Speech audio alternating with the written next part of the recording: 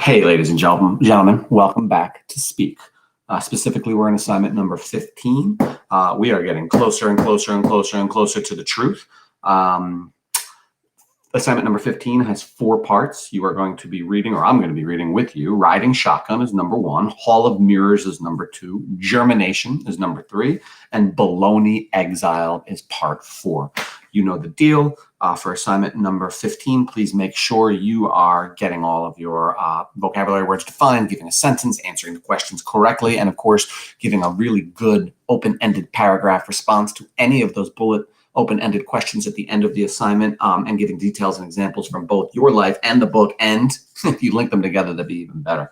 And by the way, it would never hurt to add quotes to your essay as well. I mean, consider the following quote from the book Speak. This quote clearly shows that Melinda feels this. This is important because, you know all that. So let's go. Riding Shotgun.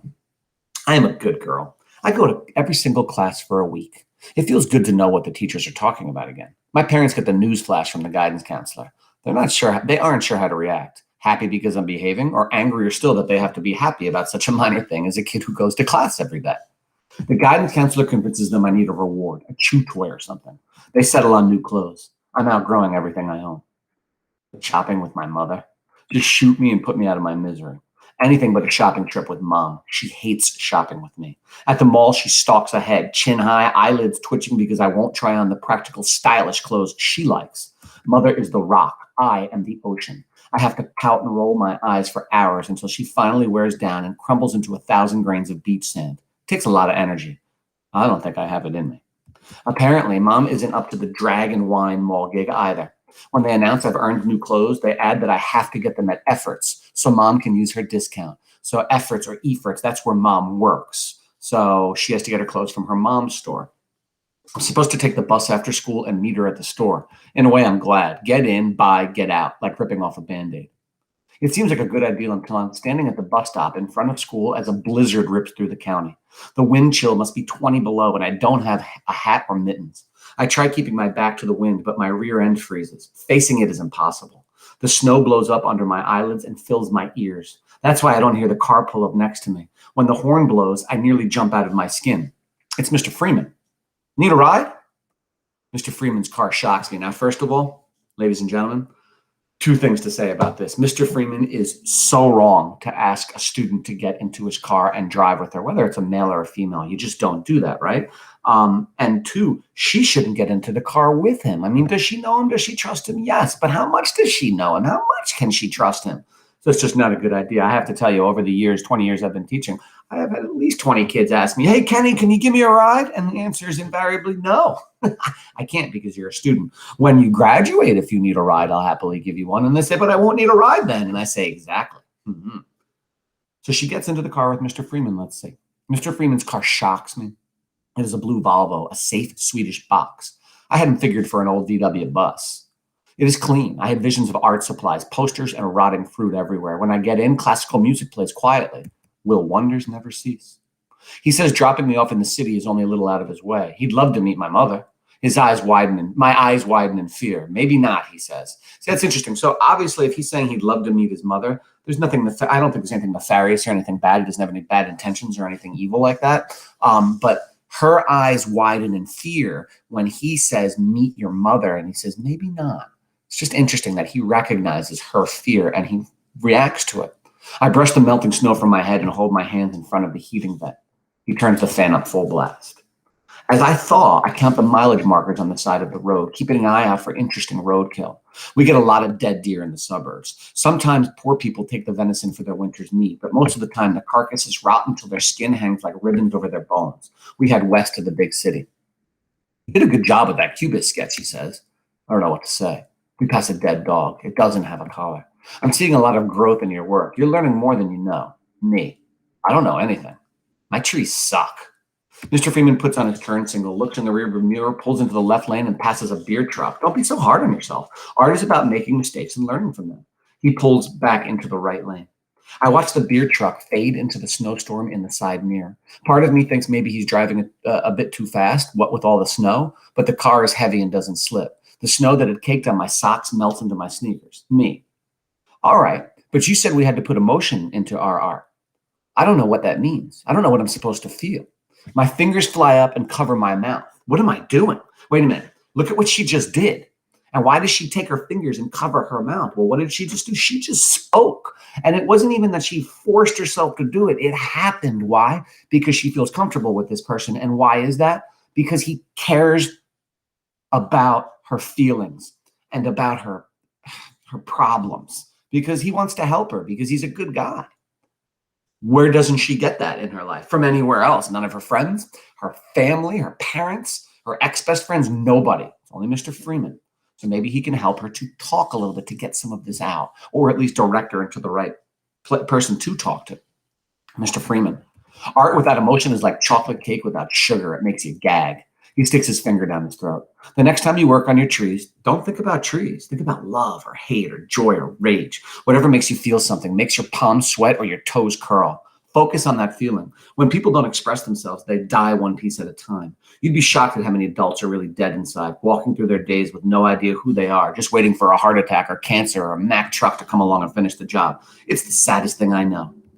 He pulls off the exit and stops at the light at the bottom of the ramp. Something small and furry and dead is crumpled by the storm sewer. I chew off a scab on my thumb. The effort sign blinks in the middle of the block. Over there, I say. You can drop me off in front. We sit for a moment, the snow hiding the other side of the street, a cello solo thrumming from the speakers. Thanks, I say. Don't mention it, he answers. If you ever need to talk, you know where to find me. I unbuckle the seatbelt and open the door. Melinda, Mr. Freeman says. Snow filters into the car and melts on the dashboard. You're a good kid. I think you have a lot to say. I'd like to hear it. I close the door. Imagine if her mother were to say that. You're a good kid. I think you have a lot to say. I'd like to hear it. Or her dad said something like that. I think she would break down and probably tell them, and I think things would start to get better. Hall of Mirrors. I stop by the manager's office, and the secretary says my mother's on the phone. Just as well. It'll be easier to find a pair of jeans without her around. I head for the young ladies section of the store. Another reason they don't make any money. Who wants to be called a young lady? I need a size 10, as much as it kills me to admit that. Everything I own is an 8 or a small. I look at my canoe feet and my wet, obnoxious ankle bones. Aren't girls supposed to stop growing at this age? When I was in 6th grade, my mom bought me a book. When I was in 6th grade, my mom bought me all these books about puberty and adolescence, so I would appreciate what a beautiful and natural and miraculous transformation I was going through. Crap. That's what it is. She complains all the time about her hair turning gray and her butt sagging and her skin wrinkling. But I'm supposed to be grateful for a face full of zits, hair in embarrassing places, and feet that grow an inch a night. Utter crap. No matter what I try, and I know I'll hate it. Efforts has cornered the market on completely unfashionable clothes that grandmas buy you for your birthday. It's a fashion graveyard. Just get a pair that fits, I tell myself. One pair, that's the goal. I look around, no mom. I carry 3 pairs of the least offensive jeans into the dressing room. I'm the only person trying anything on. The first pair is way too small. I can't even get them over my butt. I don't bother with the second pair. They're a smaller size. The third pair is huge, exactly what I'm looking for. I scurry out to the three-way mirror. Now, remember, mirrors are interesting things for Melinda. She has hidden the mirrors in her life. In her bedroom, she turned the mirror around and put it in the back of the closet. And in her closet at school, she has covered the mirror with a Maya Angelou poster. So how does she react to seeing herself now? I scurry out to the 3-way mirror. With an extra large sweatshirt over the top, you can hardly tell that they are Efforts jeans. Still no mom. I adjust the mirror so I can see reflections of reflections, miles of me and my new jeans. I hook my hair behind my ears. I should have washed it. My face is dirty. I lean into the mirror. So when she sees herself, she doesn't like what she sees. But specifically, it's because she doesn't clean herself, right? She says, I should clean my face. I should wash my hair. But why isn't she doing those things? Why does she make herself unattractive on purpose? That's the question. And we'll find out, I hope. I lean into the mirror. Eyes after eyes after eyes stare back at me. Am I in there somewhere? Am I in there somewhere? She doesn't even know where and who she is. When she looks into a mirror, she doesn't see herself. That's how lost she is. That's how messed up she is from this. 1,000 eyes blink. No makeup. Dark circles. I pull the side flaps of the mirror in closer, folding myself into the looking glass and blocking out the rest of the store. My face becomes a Picasso sketch, my body slicing into dissecting cubes. I saw a movie once where a woman was burned over 80% of her body and they had to wash all the dead skin off. They wrapped her in bandages, kept her drugged, and waited for skin grafts. They actually sewed her into a new skin. I pushed my ragged mouth against the mirror. 1,000 bleeding, crusted lips pushed back. What does it feel like to walk in a new skin? Why is Melinda talking about the idea of walking around in a new skin? Is it that she wants to get out of her own because inside herself is where the pain is where the trauma is? Was she completely sensitive like a baby or numb without nerve endings, just walking in a skin bag? I exhale and my mouth disappears in a fog. I feel like my skin has been burned off. I stumble from thorn bush to thorn bush. My mother and father who hate each other, Rachel who hates me, a school that gags on me like I'm a hairball, and Heather. Look at her. She's now listing all the things that make her feel so terrible in life, that she has nowhere to turn. Look, I feel like my skin has been burned off. I stumble from thorn bush to thorn bush. She's speaking metaphorically here, but look what the thorn bushes are. My mother and father who hate each other. Imagine that. Parents who hate each other, and because of that, they don't know how to love her. Rachel who hates me. And by the way, that's her best friend. A school that gags on me like I'm a hairball. In other words, everybody hates her, and when and gags on her like she makes people sick by looking at her and talking to her. Imagine that. And Heather.